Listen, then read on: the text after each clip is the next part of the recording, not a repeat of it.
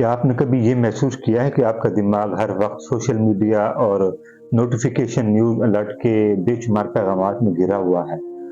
यारो ये ना सिर्फ थकन है बल्कि एक खामोश दबाव है जो आपकी ज़िंदगी के हर लम्हे पर असरअंदाज हो रहा है। और कुरान का रेफरेंस भी है, अल्लाह ताला फरमाते हैं वला तकुन कल्लज़ीना नसुल्लाह फ़अनसाहुम अनफुसहुम। बस तुम उन लोगों की तरह ना बनो जो अल्लाह को भूल गए, फिर अल्लाह ने उन्हें उनके भूले हुए नफ्स पर छोड़ दिया, यानी कि उनकी हालत पर छोड़ दिया। अब ये आयत हमें क्या सिखाती है? ये आयत हमें बता रही है कि हम जब इंफॉर्मेशन ओवरलोडेड की सूरत हाल का शिकार हो जाते हैं या कोई इस तरह की क्रिटिकल सिचुएशन का शिकार हो जाते हैं, तो फिर हमारी रूहानी और ज़हनी कैफ़ियत बिल्कुल कमज़ोर हो जाती है। हर दिन आपकी हालत बिखरती जा रही है, ख़यालात मुंतशिर हो रहे हैं और ज़हनी दबाव और ज़हनी जो तनाव है वो दिन-ब-दिन बढ़ता जा रहा है। यारो ये कोई नॉर्मल इशू नहीं है बल्कि ये एक मॉडर्न ज़हनी दबाव है जो आहिस्ता-आहिस्ता हमारे मुआशरे में परवान चढ़ता जा रहा है। और हदीस शरीफ है कि ताकतवर मोमिन ज़्यादा महबूब है अल्लाह ताला को, ज़्यादा करीब है अल्लाह ताला के बनिस्बत कमज़ोर मोमिन के। अब ये हदीस हमें क्या बताती है? यानी कि जो क्लैरिटी होती है दिमाग की, फ़ोकस होता है, वो इंसान के दिमागी तवाज़ुन के साथ-साथ इंसान की पर्सनैलिटी पर भी एक अच्छा इम्पैक्ट डालना शुरू कर देता है। और जो इन्फॉर्मेशन ओवरलोडेड होना शुरू हो जाए तो फिर वो कमज़ोर कर देता है। यानी कि ये जो मॉडर्न दबाव है वो इंसान की ज़हनी हालत को दिन-ब-दिन ख़त्म करता जा रहा है। नौजवान हर प्लेटफ़ॉर्म पर कंटेंट को कंज़्यूम करना जानते हैं मगर अपनी जो मेंटल पीच है और इनर फ़ोकस है, उसको दिन-ब-दिन खोते जा रहे हैं। नफ्सियात कहती है कि दिमाग हर वक़्त मालूमात को प्रोसेस नहीं कर सकता, दिमाग का भी एक लेवल होता है।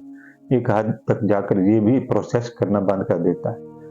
और हर वक़्त की नोटिफ़िकेशन और सोशल मीडिया न्यूज़ अलर्ट ये इंसान के ज़हनी तनाव को बढ़ाते हैं और डोपामाइन स्पाइक को हवा देते हैं, जिसके नतीजे में इंसान का जो प्रोडक्टिविटी का लेवल होता है वो कम हो जाता है और इंसान का स्ट्रेस और इंसान की एंग्जायटी और डिप्रेशन बढ़ना शुरू हो जाता है और ख़ासतौर पे इमोशनल नंबनेस का शिकार हो जाता है इंसान। वो कुरान पाक की आयत ही है, वो कुरान पाक की आयत कहती है कि वला तुल्कू बिअयदिकुम इला तहलुका, ना डालो तुम अपने हाथों को हलाकत की तरफ। अब बेसिकली ये आयत है और ये हमें क्या सबक दे रही है, इससे हमें क्या सीखने को मिला?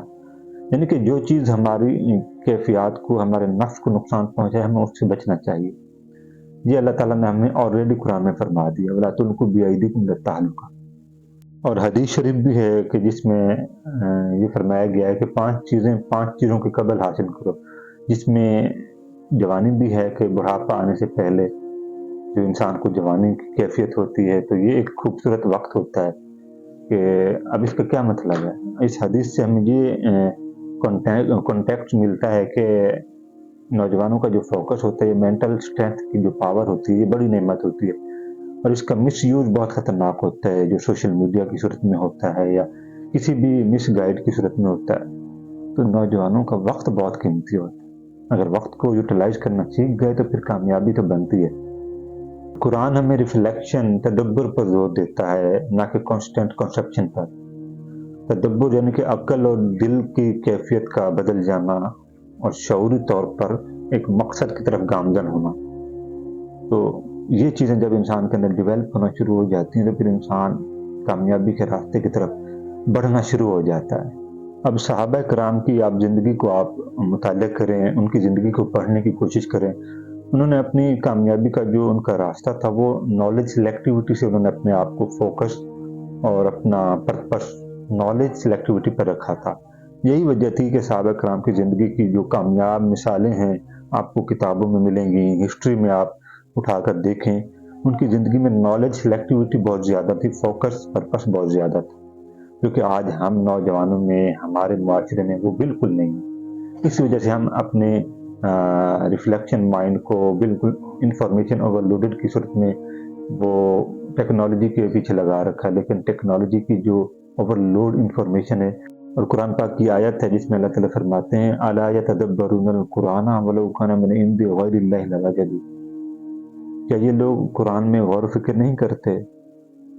यानी कि इस आयत का मफ़हूम ये है कि अल्लाह ताला फरमाते हैं कि जो चीज़ इन पर नाज़िल की जाती है, जो पैगाम इन पर पहुँचाया जाता है, ये लोग इसमें गौर व फ़िक्र क्यों नहीं करते?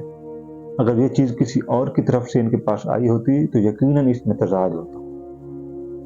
यानी कि अल्लाह ताला हमें ये समझाना चाहते हैं कि जो रिफ्लेक्शन या किसी इमोशनल नंबनेस का ताल्लुक है वो ओवरलोड के ऊपर नहीं है, बल्कि इंफॉर्मेशन ओवरलोडेड जो हमारा दिमाग प्रोसेस नहीं कर पाता उसके ऊपर है।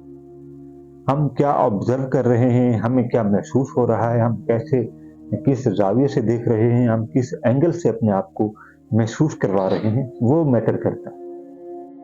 नबी अलैहिस्सलातु वस्सलाम की ज़िंदगी को आप अगर पढ़ने की कोशिश करें तो हमारे नबी पाक सल्लल्लाहु अलैहि वसल्लम जब इंफॉर्मेशन में मॉडरेशन की कैफियत पर अमल किया करते थे, यानी कि जो अहम मालूमात हुआ करती थी वो नबी अलैहिस्सलातु वस्सलाम अपने दिमाग में अपने पास महफूज किया करते थे।